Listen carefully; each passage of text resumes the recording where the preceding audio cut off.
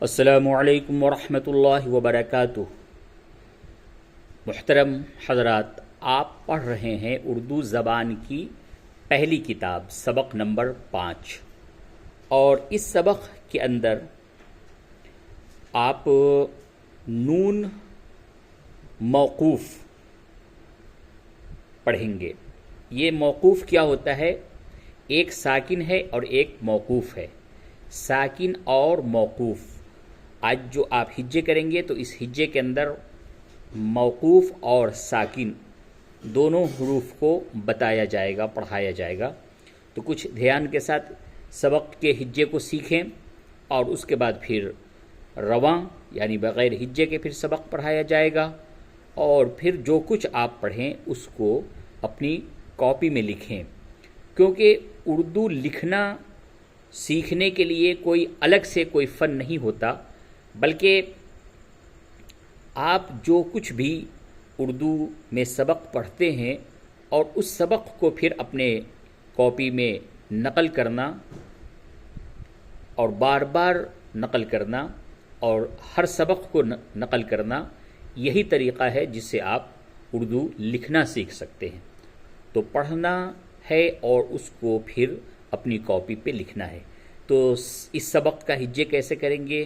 تو چلیے شروع کرتے ہیں۔ چ الف زبر چا، نون موقوف، دال ساکن، چاند۔ چ الف زبر چا، نون موقوف، دال ساکن، چاند۔ جھ الف زبر جھا، نون موقوف، جھاں، کاف ساکن، جھانک۔ پہلا والا جو نون جو دیکھ رہے ہیں، یہ نون اس حرف کو موقوف کہیں گے، اور یہ جو کاف ہے اسے ساکن کہیں گے، جھانک۔ سین الف زبر سا، نون موقوف، ساں، سین ساکن، سانس۔ بھے یہ زبر بھے، نون موقوف، بھیں، سین ساکن، بھینس۔ سین یہ زر سی، نون موقوف، سین، گاف ساکن، سینگ۔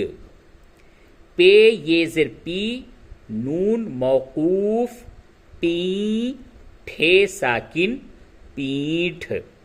تو یہ جو لائن میں جو ہجے کیا گیا ہے، یہ ہجے کرنا عام طور سے لوگ اس طرح سے نہیں بتاتے، اور بہت ہی دشواری پھر ہوتی ہے۔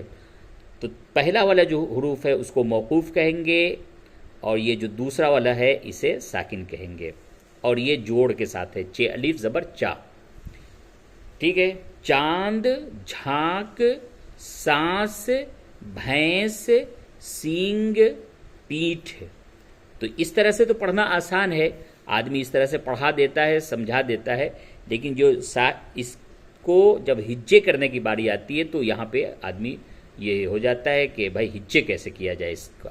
تو یاد رکھیے گا کہ نون جو ہے یہاں پہ موقوف ہے اور کاف ساکن ہے، یہاں نون موقوف ہے، سین ساکن ہے۔ ٹھیک۔ الف واو پیش او، نون موقوف، ٹے ساکن، اونٹ۔ گھے واو پیش گھو، نون موقوف، گھوں، ٹے ساکن، گھونٹ۔ چے واو پیش چو، نون موقوف، چوں، چے ساکن، چونچ۔ جھے واو پیش جھو، نون موقوف، جھوں، کاف ساکن، جھونک۔ گاف واو پیش گو، نون موقوف، گوں، دال ساکن، گوند۔ لام واو زبر لو، نون موقوف، لوں، گاف ساکن، لونگ۔ پے نون زبر پنگ، کھے الف زبر کھا، پنکھا۔ پے نون زبر پنگ، کھے الف زبر کھا، پنکھا۔ پھے نون زبر پھن، دال الف زبر دا، پھندا۔ اب یہاں پہ موقوف نہیں کہیں گے، یہاں پہ سب جوڑ ہے، یہ پھے اور نون کو ملائیں گے اور دال الف زبر دا ہو جائے گا، پھندا۔ ٹھے نون زبر ٹھن، ڈال الف زبر ڈا، ٹھنڈا۔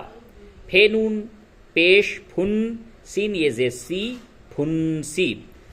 دھے، دھے میم زبر دھم، کاف یہ زر کی، دھم کی. سین میم زبر سم، دھے یہ زر دھی، سم دھی.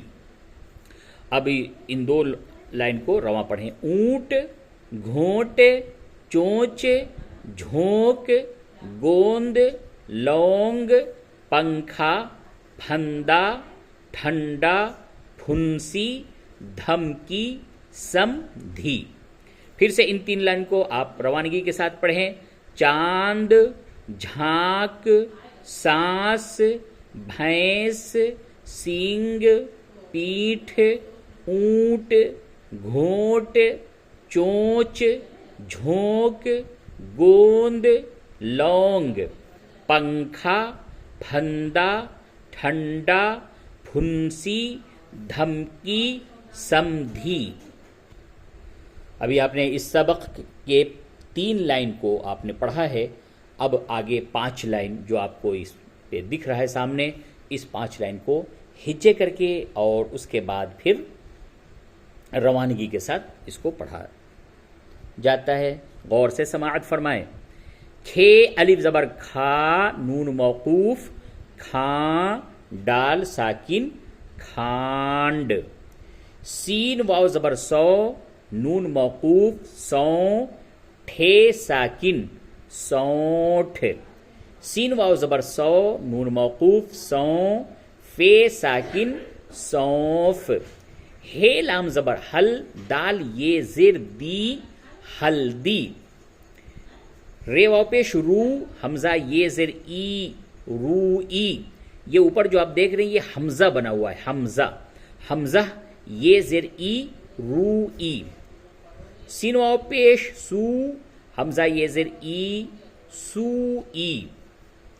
چے الف زبر چا، واو لام زبر ول، چاول. یہ ہجے بہت ہی آسان ہے، لیکن اوپر یہ جو کھانڈ سونٹ کا آپ نے کیا یہ تھوڑا سا مشکل ہے. تو چاول کا ہجے کرنا بہت آسان ہے. چے الف زبر چا، واو لام زبر ول، چاول. میم واو پیش مو، نون موقوف، مو، گاف ساکن، مونگ. جیم زبر جا، واو الف زبر وا، رے ساکن، جوار.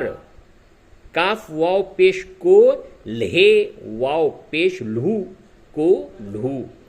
کھے یہ زیر کھے، تے یہ زیر تی، کھیتی. کھے الف زبر کھا، دال رے زبر در، کھادر. الف رے زبر ار، ہے رے زبر ہر، ارہر. میم زبر ما، سین واو پیش سو، رے ساکن، مسور. میم صاد زیر مس، رے یہ زیر ری، مس ری.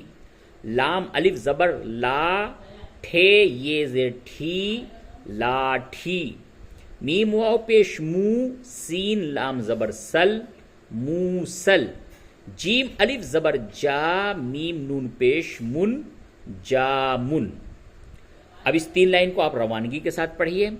کھانڈ، سونٹھ، سونف، ہلدی، روئی، سوئی، چاول، مونگ، جوار، کولہو، کھیتی، کھادر. ارہر، مسور، مصری، لاٹھی، موسل، جامن. تو ابھی آپ نے 6 لائن پڑھے اور اس 6 لائن کو ہجے کر کے آپ نے پڑھا اور روانگی کے ساتھ بھی پڑھا. اب آگے کا جو یہ سبق ہے یہ جملہ بنا ہوا ہے، یعنی اوپر جو آپ نے پڑھا تو اسے ملا کر کے جملہ بنایا گیا ہے، پورا جملہ ہے. تو اب یہ بغیر ہجے کے اس جملے کو پڑھیں، کیونکہ ہجے اس کا جیسے چاند ہے تو چاند کا ہجے اوپر آپ نے کر لیا.